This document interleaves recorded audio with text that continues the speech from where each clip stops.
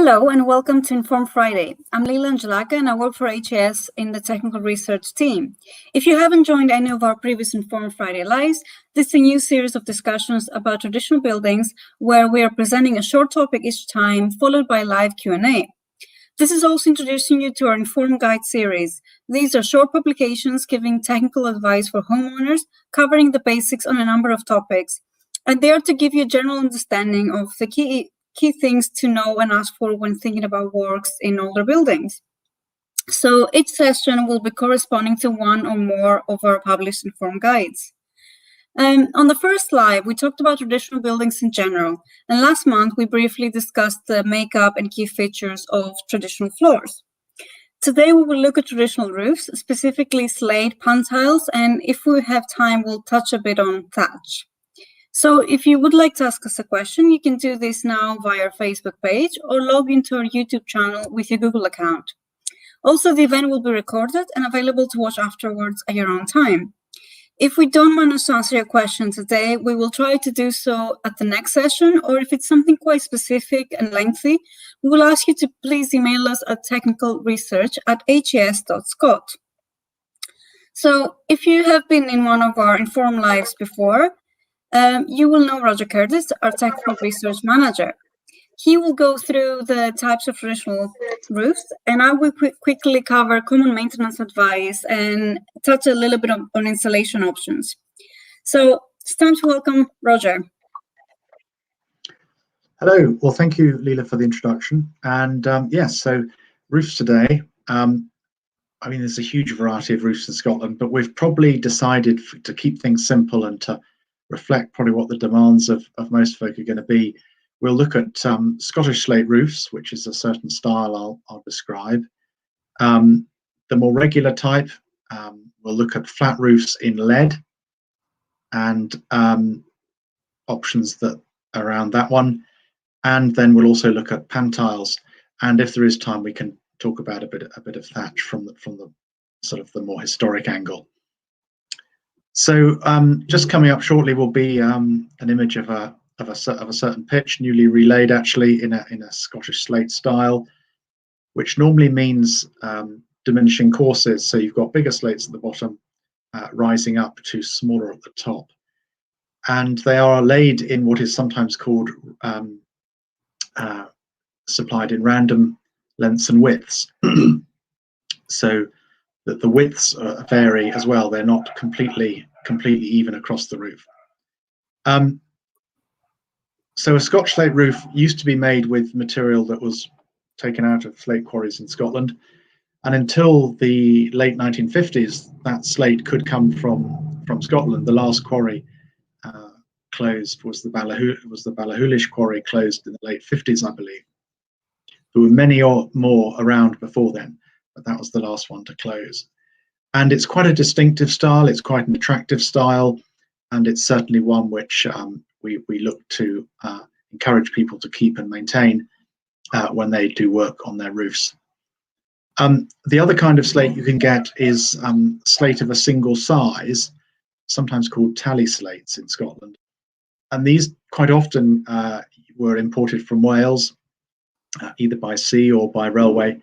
And they're generally slightly more purple in colour, and as I said, they tend to be all of the same, generally of the same size. So that's not a Scotch slate roof; it is a slate roof, but that's fine. It's just a different way of doing it. So how are slates put on the roof? How do they stay there? So the diagram that we've got shortly will show. There we are. I've got the image of a basic structure of the roof. So you've got your rafter coming down at 45 degrees, and you've got the ceiling joist coming through, tying it up. And then just above the rafter, you can see a cross section of boards called sarking boards. So these are fastened to the rafters, normally about 20 millimeters thick, that sort of thing. And then the slates are laid from the bottom up in the slightly decreasing separations or lengths, diminishing courses, as I said, as you go up the roof. There's often a little tip up at the bottom where you can see the roan hook there, and that's to allow the slates to lie flat on each other as you go up the roof. And a few other building details are in the diagram, but we won't cover those today. That tip up is sometimes called a bell cast, and the overlap of the slates as you go up on the roof is called the cover, and then often, or sometimes, the lap.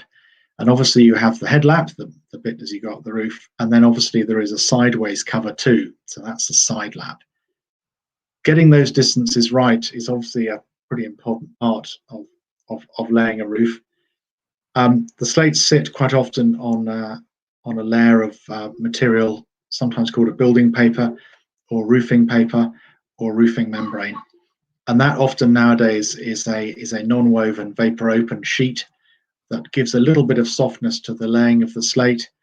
It reduces air leakage through the gaps in the sarking board, and itself has a little bit of water protection, although you shouldn't rely on the underslate layer doing the water work for you. That's what the slates are for. Older roofs might have black bitumen underslate felt, which is fine as far as it goes, but it doesn't normally allow roof ventilation and roof breathing to happen as much as perhaps it should do. And then the other thing from that drawing that you've got there is the masonry off to the left, which generally called a skew cope. So they're the flat rectangular stones that go down the triangle on the gable end of the house. That's the skew cope. And then you can see some rainwater goods. In this case, it's an OG cast iron gutter that is sitting on the top of the wall head there. And then the downpipe is off to the left. The termination of the skew cope is often called a skew putt, and the next slide has a picture of that. It could be confused with a Swiss roll. It's a decorative feature that you see quite often in the southeast of Scotland and Fife as well, from the 18th century onwards, quite attractive. And these take different forms, but that's just one we chose to show.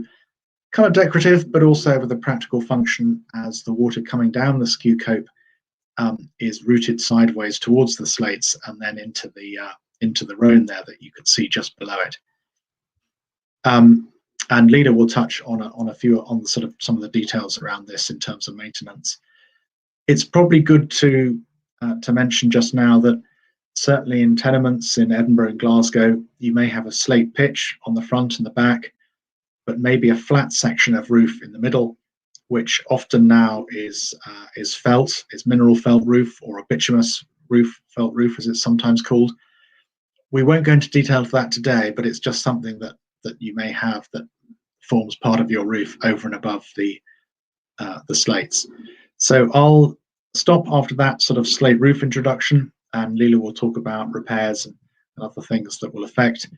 And obviously, if you can get your questions lined up for the session just after the repair bit, we can tackle that then.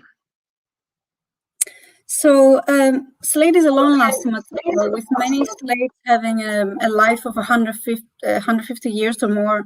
But to achieve this, you should regularly look at your roof, and it might require regular repair and maintenance. So it's sensible to inspect the roofs regularly to see any potential problems as soon as they appear, to ensure they remain watertight and continue to perform as they should be performing, and also to tackle problems before they become worse and repair costs escalate.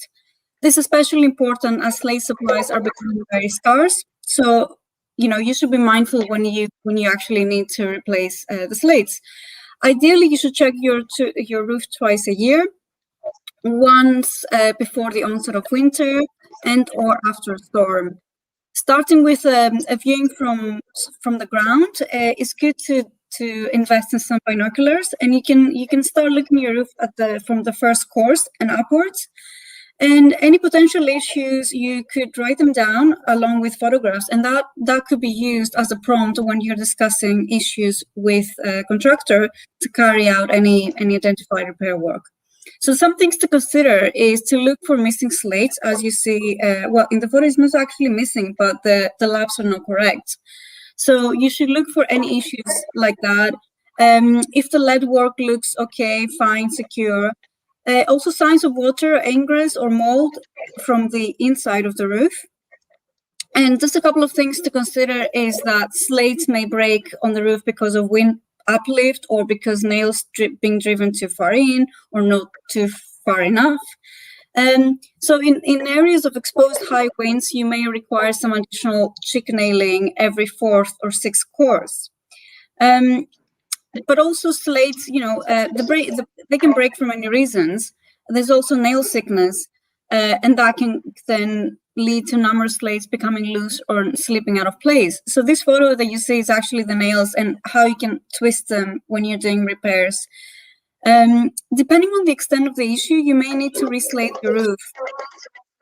As a general rule, if it's more than 20% or 25% of the slates that are cracked, missing, dislodged, it may be more practical to actually strip the roof and re-roof it. When you're doing that, care should be taken, when you're doing localized repairs, care should be taken to retain as many of the original slates as possible. And these can then be resized and reused. You can also find, if it's a small area, you can actually find slates, reclaimed slates in architectural salvage yards. But for large areas of reslating, or if it's not a like-for-like repair, you should speak to your local authority because that may require leasability consent, and you will need to discuss that to find a suitable match. And when we're talking about suitable matches, we're talking about both color, width, weight, and you need to think about the available size that you need and the minimum slate size. It's important that with slates, they're actually laid correctly, so they fit well and they prevent any water penetration, especially at the junctions. And if we're talking about tenements, just a prompt here that there is under one roof that I think we've mentioned before, and they're quite good with helping with repairs in shared buildings and tenements.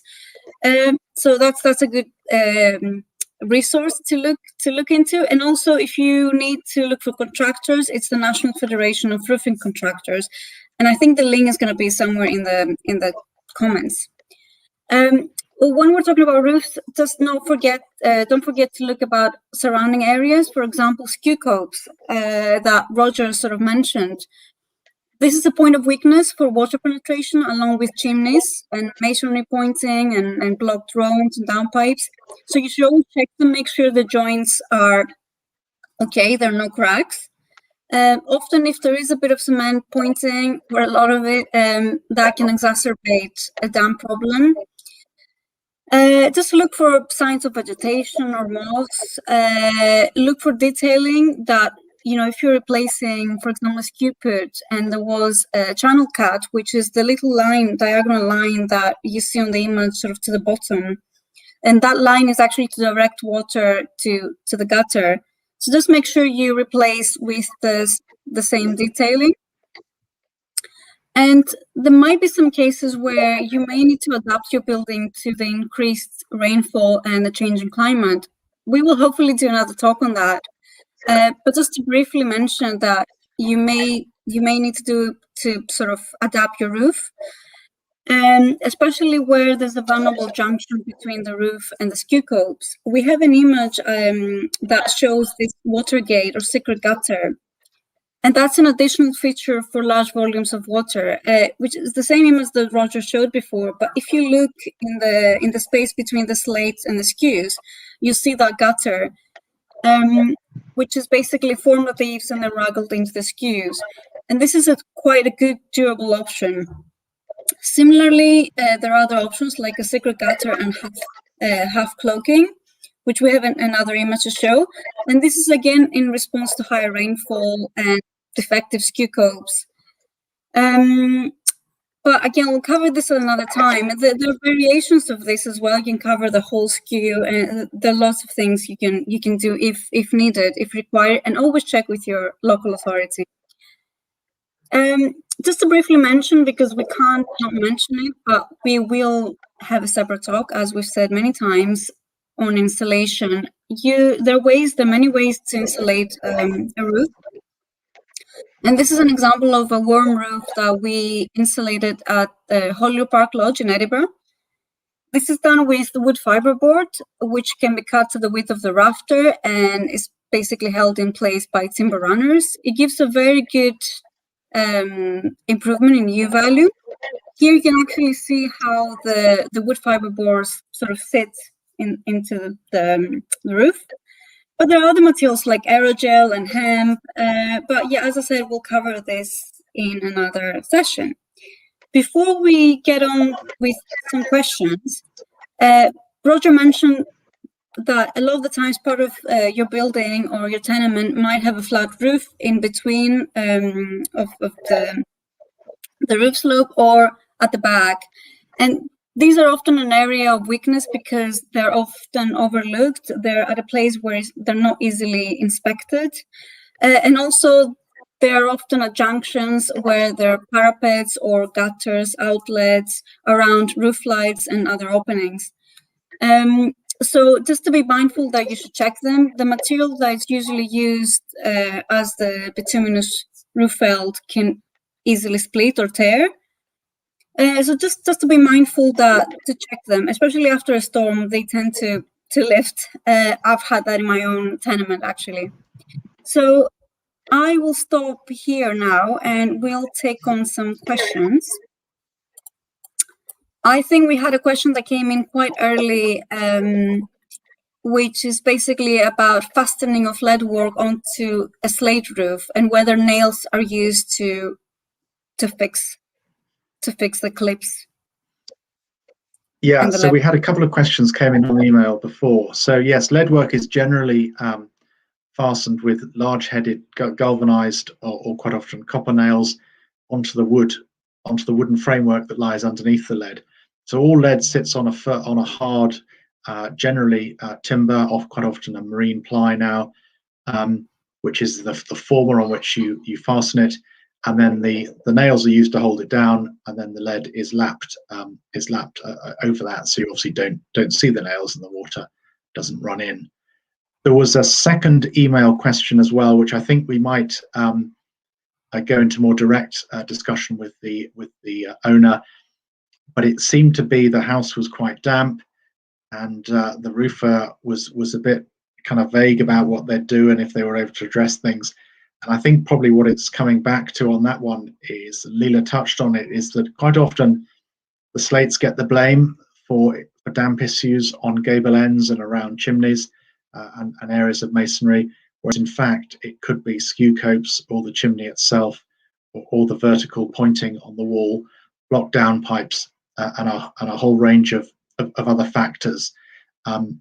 So generally, if you have the odd slate slipped, that won't make your house massively damp. You'll have localized damage from that water in the upper part of your building, and obviously you should notice that and do something about it, but it won't make the entire house damp. So if you do have a sort of dampness issue or a smell, that might be a wider area issue and problem, and we quite often chat to people about those sort of things too. Now, yeah, what else? We had a couple of questions about types of slate. So the first one is from Sarah on Facebook. What is the difference between Scottish slate and other types of slate? So the visual difference between a Scotch slate is it tends to be quite thicker, so it could be 5-6 mil, possibly more than that. It's quite a ragged edge. It's a very hard form of slate, so it splits with quite a jaggedy edge, and occasionally it's got little pyrite crystals that like little tiny sort of bits of brass sticking out sometimes, and that generally indicates a West Highland slate. There are other types of slate from Scotland which are different in hue, although as roofs come to the end of their lives now, you're finding fewer and fewer of that now. The other types of slate generally are smoother and flatter and quite often thinner, and modern new slates will quite often have a sort of shiny, oily sort of sheen to them that quite often allows you to sort of draw a difference. And obviously the Scotch slates, as I said, they get smaller going up the roof, and you could see that often from the ground. On that note, there was another question from Bara about basically where to source appropriate slate if you can't source secondhand Scottish slate. And we do, there's so many alternatives, but Roger can talk a little bit about that. Yeah, this is a really important question, and not that long ago we were sort of pushing people in the I will go get some secondhand slates and on you go, but they could have been on the roof 2 or 3 roofs before they got to you. So eventually we do need to get new material. There's actually quite a range now, and it's not so much where the material comes from, although for embodied carbon reasons it's kind of good if you can perhaps get it from this country, but the sizes in which they supply it. So for a Scotch slate roof, we're interested in having a range of slate sizes, both in terms of the length, but also in terms of their width. Burlington do a good equivalent. Port Maddock from some of the Welsh quarries. From Spain, the people Cooper do an H3, which is a reasonable match. Another supplier called SSQ has a slate which at one point was called Matakuta. I'm not sure if that's still that, and again that's kind of okay. And SSQ are now supplying a slate they call Riverstone, which again is a reasonable match. And the important thing is, don't take it from me what these should be. The thing is, get your architect or your roofer to show you what they're proposing. And make sure that from a planning point of view that's okay, and the local authority planners are happy with it. So it's really not the slate itself and where it comes from necessarily. It's about the size, the range of sizes that they can supply to your roofer to get the replication of the Scotch slate roof. Another question now, other questions. Jonathan. Gosh, we've got quite a few here. That's good. Yeah. From Jonathan on YouTube. What's next, Leader? Have we got something else there? Yeah, it's about basically I think it's the image, and when I talked about the villa. Dampness and cold, which no amount of heat seems to help. I suspect that might be a...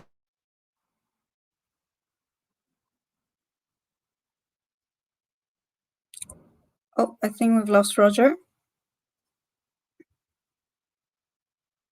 I think we've lost Roger here.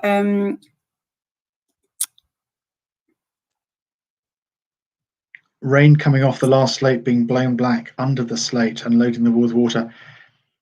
That can happen if the Rhone is too far away from the slate edge. Normally the slate and the Rhone are very close together indeed. Although I do know that quite a lot of modern roofers take the roofing paper down and just touch it into the top of the... Oh, I think we lost Roger again. We may have to apologize for Roger's connection, and we'll probably try to answer some of these separately. But I don't know how much you heard. I couldn't hear Roger either. But for problems with damp and cold and not being able to heat the roof, I mean, we will have to look at it individually. And you may, there might be other issues that are at fault, and insulation might help.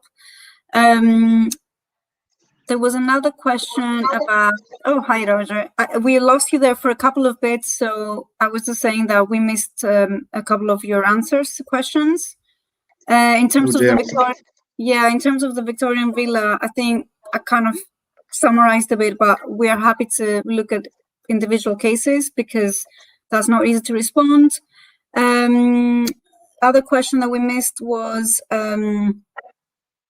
let me just see. There was a question about chickling, but I don't know what that is referring to. I'm not sure if Roger knows. Was there any mention about? I think the gremlins in the computer might have corrupted that one. Did you get the one about the water getting blown back under the slate and missing the Rhone? Did you hear that one? I think we only got the end of it. So if you could repeat, Right. that would be great. No, that's a fair question. I mean, generally that's for very exposed parts of Scotland where you've got wind coming straight at you. Generally, the slate should be quite tight onto the road, so literally a 5 mm gap or so.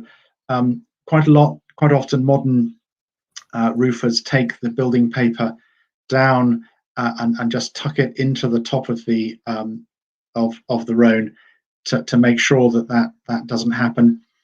I think if you've got wet walls, I wouldn't necessarily call it that. I think there might be other reasons as well, although I'm sure it does happen in extreme situations.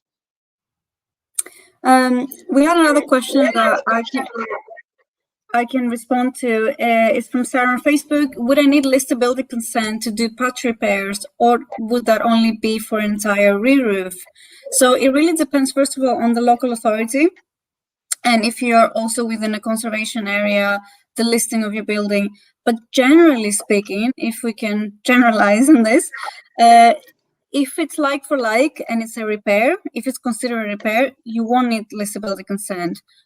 It's best to check with the local authority, but it depends on the extent of the repair, because if it is for a large roof and there's a lot to do, then and you don't have the available slate that you need, you will need to discuss that to find the most suitable match.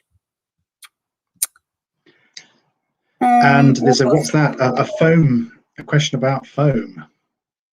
Yes, so the inside of their unsarked roof was treated with Renotherm foam before the building was listed. Is the foam now part of the listing? No, not really. No. So the listing covers the significant parts of a building and things that were added afterwards and do not contribute to the value of the building or its historical significance. They're not really. It's quite a vague. It's a vague notion, but I think folk would be fairly relaxed about the foam. If it sounds like you perhaps want to, sounds like you might get away. So I think that's fine from a listed point of view. I've just seen another question pop up.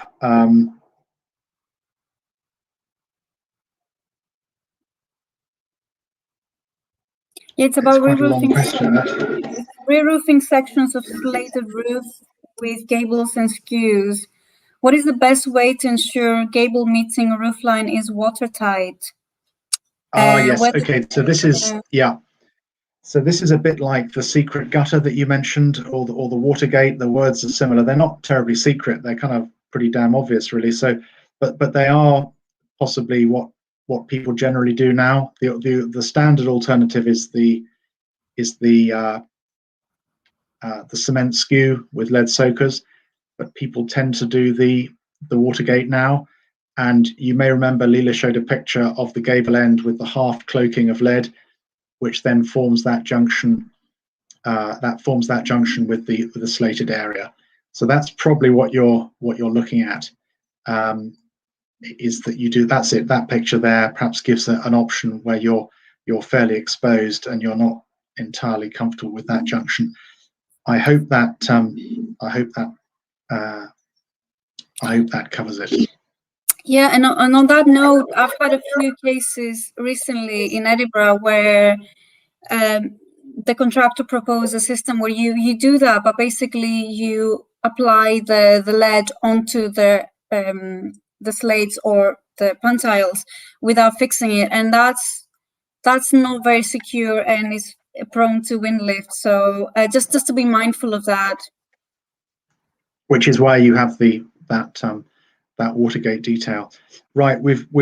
I'm just conscious of time, and probably I suspect we'll get perhaps the next section in a little bit.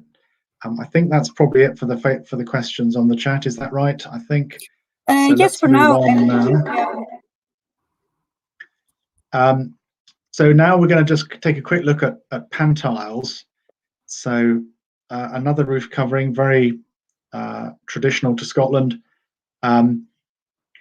mainly on the east side of the country, made of fired clay, and they seem to date from the 17th century. There's plenty of images from that time on. said to reflect a Dutch influence. They may well have been imported at some point, but there are plenty of records of them being made in Scotland as well. Unlike slates, they're not generally laid, or not traditionally laid on sarking.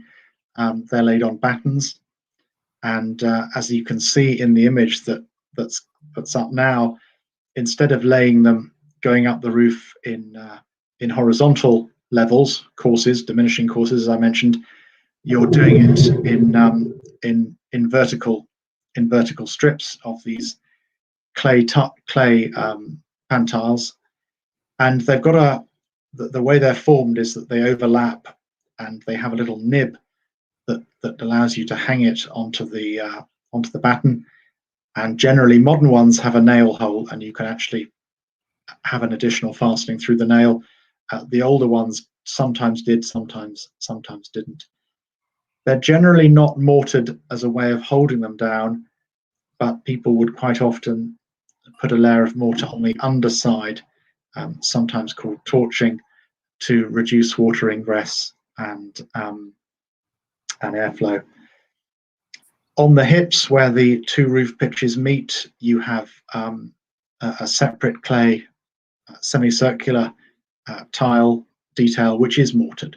So that does have mortar on it, but generally on a newish roof or a roof in good repair, there isn't mortar between the individual tiles themselves, the individual things themselves.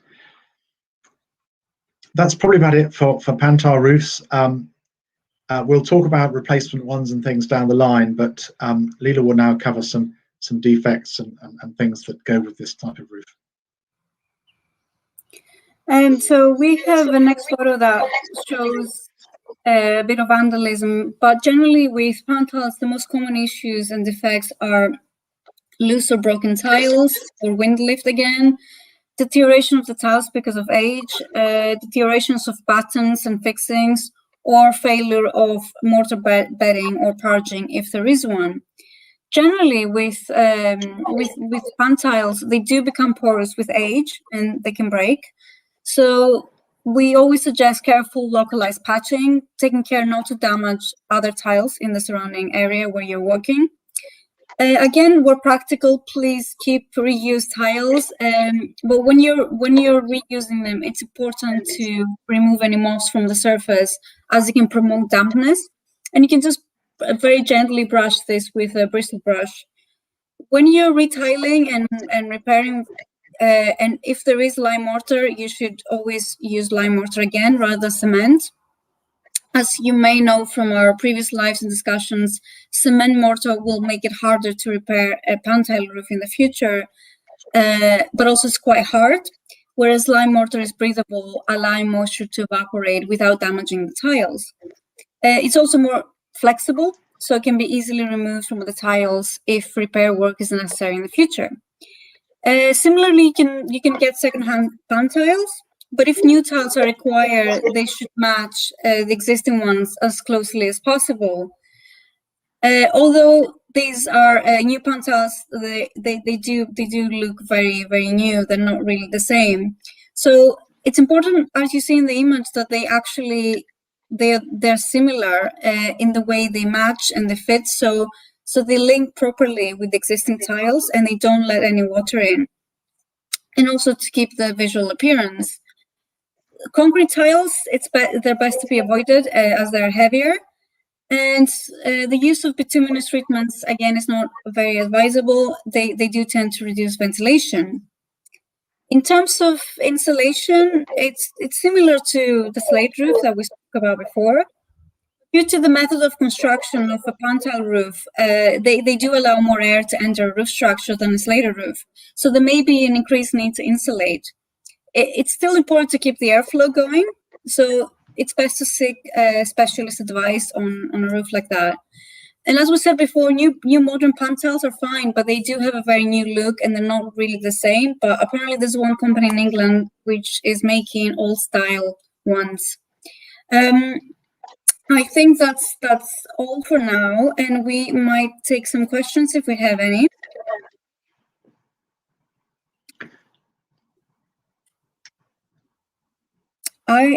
when we don't seem to have any, so maybe we can mention a little bit about Leadwork, because Leadwork is part of most slate roofs anyway. Yeah, so yeah, let's just move on to that, and people might be able to get some questions going. So as was slightly touched on, quite often the roof covering itself may be fine, but if the junctions between the roof material and the masonry are not right, or the masonry is not right in itself, you'll get plenty wet in your wall from that alone. So lead is all part of that joining up, and it comes in all shapes and sizes depending on how much money you can spend and the type of roof you're trying to repair. So the first image there is actually Paisley Abbey, one of the decorated roof elements there, and then the next picture, which is in the sequence, is a flat, more or less a flat roof, and sometimes you'll hear roofers or plumbers referring to it as lead flats. This picture shows lead from probably the mid-19th century, so it's getting into its second 100th year now, and quite often very thick, quite often sand cast, but eventually over time, quite often it becomes brittle through thermal movement, which on big bits of lead is your greatest risk, or is the greatest risk. So replacement lead needs to think about thermal movement and creak, because repeated thermal expansion and contraction will result in cracks, which obviously let in the water. The alternative for lead, which the next image will show, is actually is zinc. And in fact, for most of us, on most of where we live, we'll probably have zinc ridges on the joints here. So this image here that you're seeing through the railings on a building in Edinburgh is a relatively newly relaid roof in a sort of Scotch style, and you can see the zinc ridge going up there, held in place by clips, as they call them, and you can see 1, 2, 3, 4 going up the top there, held in with a 3 or 4 inch nail. The clips that you're seeing are a relatively recent addition, and they do a much better job of holding the zinc down and keeping it in place and stopping wind lift. The snag with zinc is not very flexible, it's not ductile, so it doesn't do well. You can't really use it for the water gates and some of the junctions that Leela mentioned. But it's a very versatile material. It deals with a lot of these joining different sections of building together issues. It is quite expensive, and in Scotland, unfortunately, it does happen that there is quite a lot of lead theft, and in England too, and elsewhere, as the price of second-hand metals is still high enough to cause that risk. But a durable, long-lasting, and good material if it's used correctly. So Leela will now perhaps pick up a little bit on lead repairs and things. Sure. So, as Roger mentioned, lead theft is probably the biggest issue, but also we have wind lift and damage, as well as vandalism. So what you see here in the image is a combination of all the above, really. And we showed this image before because of the missing slates, but you can also see the wind lift of the lead. So regular inspections for where you have lead is necessary, the same as for all these traditional roofs. Especially lead behind parapets is difficult to inspect because of where it is, and they can also be split open, and that can lead to water penetration. You should also check the fixings. Lead flashing is usually, or should be, at least clipped in place. The number of clips just vary depending on the size or of your lead work, its function, orientation, or exposure of your building. And those clips are normally made from copper, stainless steel, or lead, so you should best replace with similar. So when you're looking at your roof, try to identify also any design faults or any blocked rainwater disposal systems. There are also other issues like bimetallic corrosion from fixings. So again, that's why you should use copper or stainless steel. And if you have small punctures and holes, small patch repairs can be done with lead or temporarily using a bituminous backed foil, but that's not a long-term solution. And also other solutions like tapes are really not long-lasting. There is another photo that shows basically a new lead roof. This one, it's quite a big job, and we'll need a good degree of planning, design, and management. If we want to talk about adaptation that we actually showed before, as we said, in some circumstances, you may need to change the original detailing of your building to ensure that sufficient falls and drapes are accommodated on your roof. With insulation, there is a risk that a lead roof is made colder on the underside, and the warm, moist air entering the space between the insulation and the roof covering results in condensation and decay. And this in turn can create corrosion, resulting in the white color runs or streaks that you commonly see on lead or a white powder. So to avoid this, when you are insulating such a roof, just make sure you have a ventilated airspace in that roof void below the support decking material. We also have a fully covered lead roofs, but these are usually churches, medieval buildings, and we're not going to cover that now because we want to cover, the issues that most people might have. And we can maybe take some questions. Let me just check if we have any coming in. I don't think we have any questions for Leadwork at the moment. Okay, well, what we can do is perhaps the image you saw of that new lead roof going on was actually Edinburgh Castle. It's done about 8 years ago or so, and I think there's about 60 tons of lead in all of that. Like everything, most things have a finite lifespan. I think that had been on there for about 120 years or so, and in fact it was failing and become very brittle, and there were numerous cracks.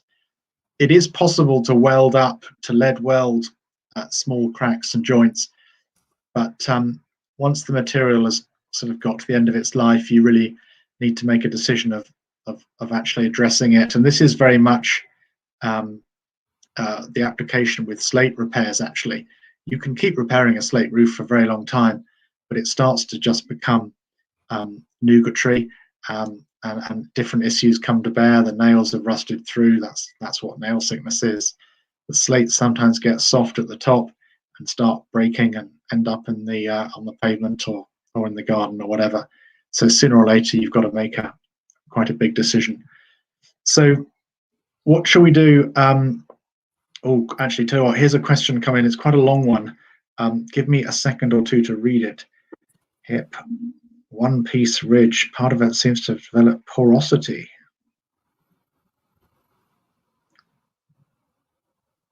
In situ one-piece ridge. I wonder what that means. I think probably this is a Facebook question. I think probably a couple of photographs might help with that one, actually. Developed a porosity. Yes, it rather depends what the material is.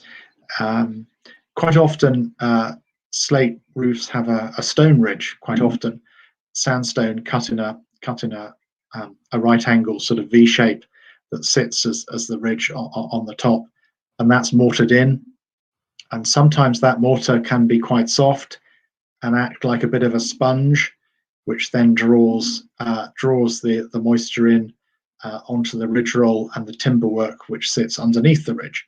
So that could be a possible explanation, depending on the nature of the stone or probably the mortar.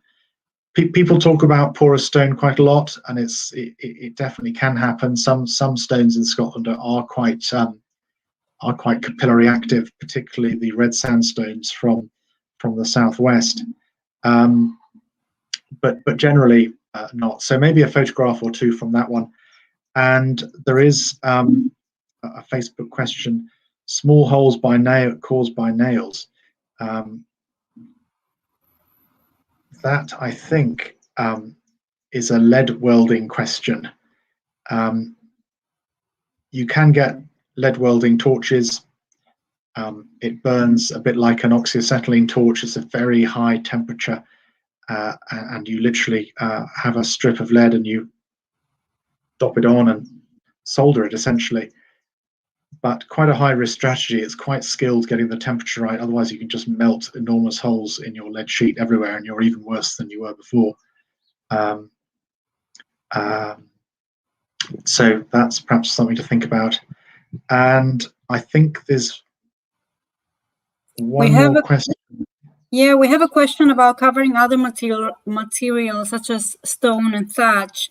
And we do have a bit of thatch to cover after this session. Now we're talking about Leadwork, so we can talk a little bit about that. Yeah, we can catch thatch. Oh, something about lead and safety. Yes, no, good point. There's quite strict working conditions now with plumbers on roofs and lead. A lot to do with ingestion. So it's gloves, it's how you handle the material, and certain types of well, obviously ventilation and how you weld it, and breathing face protection, masking from it during the work.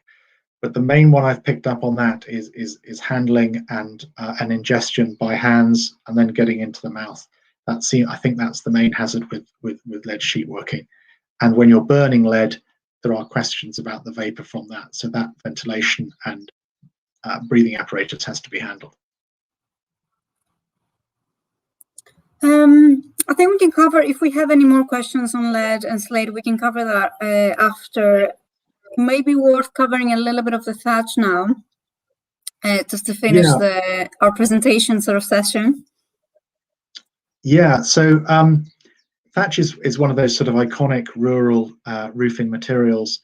And before the Industrial Revolution and the development of the railways and distribution of slates, most people couldn't afford slate, and most people in rural areas had thatch roofs.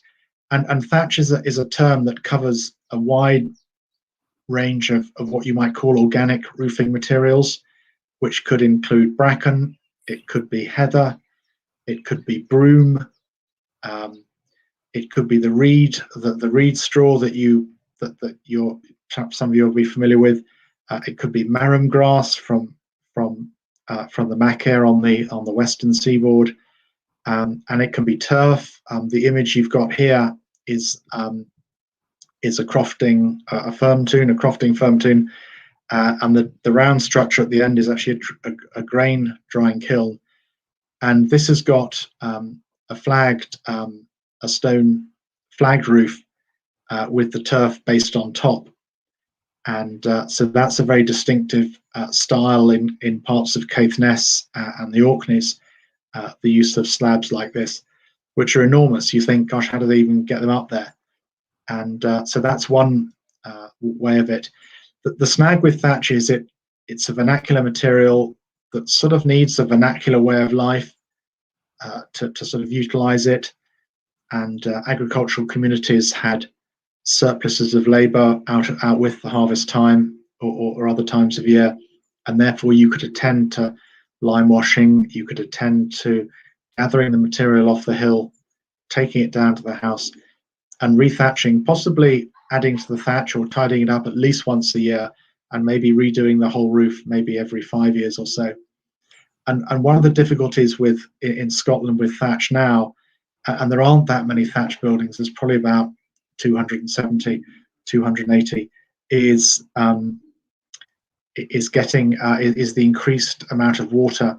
So increased precipitation, rainfall from climate change means that an organic material like a thatch roof will break down a little bit quicker than it otherwise would have done. And so actually some of the most interesting thatch survivals are from buildings where at some point, quite often in the mid to late 19th century, they put corrugated iron over the top of the thatch, and it gives a very distinctive look to the roof, which I hope this picture can show. So you've got the corrugated iron, but it stands up from the gable line, and then you quite often have soffit boards going in underneath the tin, and that's a very good indicator that you've got thatch there. And if you think that if that was done in 1890 to protect a roof that might have been put on in 1840 or so, that might have been redone a few times before then, you could be looking at some quite old timbers. So there is a real kind of benefit in actually almost keeping it in that way, because as soon as you take the tin off, the thatch you have will start gradually breaking down, and you might actually end up losing what might be quite interesting. So probably that's nearly enough for the thatch, I think. Maybe that might have prompted the odd question, but yeah, just to add on the thatch, that we do offer grant funding for thatch repairs. So if you are interested in that, you can check our website on the grant funding pages. But there are a few things that go with that, like having a local thatcher. That's always preferable. Someone who's familiar with local practices and materials. So have a look at that. And if you do have any other questions, we are happy to take them now. Yeah, actually, there's two there. One about Gutex wood fiber insulation. Yes, we've actually, if that seems to work quite well. We did that at Hollywood Park Lodge as part of the refurbishment there, and we didn't do any venting to the outside because we had a reasonable air path up through the junction at the wall head at the bottom. So we didn't do that. You can read about that as our refurbishment case study for Hollywood Park Lodge. If I was quick and clever, which I'm not, I could put that up on the chat, couldn't I? Perhaps getting links to refurbishment case studies. And a quick comment, actually, which is some quite useful feedback from Scott, I think it is. Yeah, no, dead right about the building paper actually into the Rhone or the gutter. Quite right. It actually ends up being a wick drawing that moisture back. So I've never believed that, frankly, you get that much blown back. So I've always been a bit cautious about it. And as he says, they're not UV stable and would break down over time anyway. And yes, and a comment on, I think, on thatch again. Thatch partly absorbs and partly runs off the water. So it's a sort of more of a buffer, really. A little bit gets through, not very much. And part of the way that a lot of thatch roofs worked is that you had a bit of stray smoke from the fire, which gave a sort of black tarry coating to the underside of it, which might have had something to do with its longevity too. And certainly a very good insulator. So I don't think people living in the upstairs of thatched houses were particularly cold. I think they did rather well. And in fact, if you read the Denny's Cottage refurbishment case study, that had a thatch roof under tin, and we supported the owner in just doing some basic thermal efficiency improvements. But the interesting thing about that cottage was it had been empty since 1939, and in the attic were posters, domestic stuff, bits and pieces, paper, all those sort of things, and they were almost in perfect condition. Some of the paper prints and illustrations stuck on the wall were as clear and as bright as when they were first printed. What have we got there? We've got horsehair under the roof slates. Replacing it. Yeah, normally the horsehair breaks down, actually. So quite often when you take slates off, there's not an awful lot left. At the engine shed and the refurbishment we did there about 4 or 5 years ago now, we put an aerogel blanket on top of the sarking and underneath the slates, which did two things. It cushioned the slates and gave a nice base to them, but it also had quite a strong thermal energy efficiency element to it. Aerogel's great stuff. It's quite expensive, so it's really for smaller areas possibly. And what's that? So now question about cutting peat for fuel in the Pentland Hills, and it's William on yes. Facebook if they use slabs. So depending on the thatching tradition, no, he's right that often you cut a little scalp or a sliver of peat, which was your first layer on top of your timber framework for your thatch roof, and then on top of that went the thatch material itself, and that dries quite hard, like a how do I describe it, like a sort of massively thick bit of cardboard. But as a roofing material itself, it wouldn't keep the rain out, but it's a base. It's a very good base for the roofing material. So that's perhaps the takeaway there. Right. We'll see if we have any more questions. But if you do have something that's quite specific, especially about a specific damp issue, water ingress, or insulation, feel free to email us at technicalresearch@hes.scot. I think we have that email address advertised. And it's always good to know what's going on out there, what defects people are experiencing, what contractors are telling them, what the issues are. And it's important to keep up to date with what's happening, and also just to get a feeling for the defects that are emerging. So in a kind of, I hope it doesn't come out wrong, but we're quite kind of interested in other people's defects, and quite often there is a fairly straightforward answer. It's not necessarily a cheap answer, but there is generally a reasonably straightforward answer. If someone gives you an incredibly long, complicated reason for something, it's quite often simpler generally. Okay. If we don't have any other questions coming in, we might wrap it up, and we'll thank Roger and thank you to everyone who tuned in for this evening. If you enjoyed it, please leave a comment and follow us for more. We also have a survey where you can actually just comment. It's gonna pop in the chat box.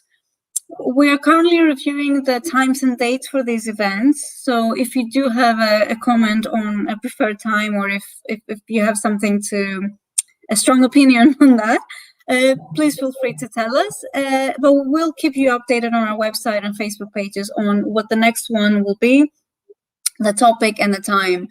In the meantime, if you have any questions about traditional building maintenance, email us at technicalresearch@hes.scot.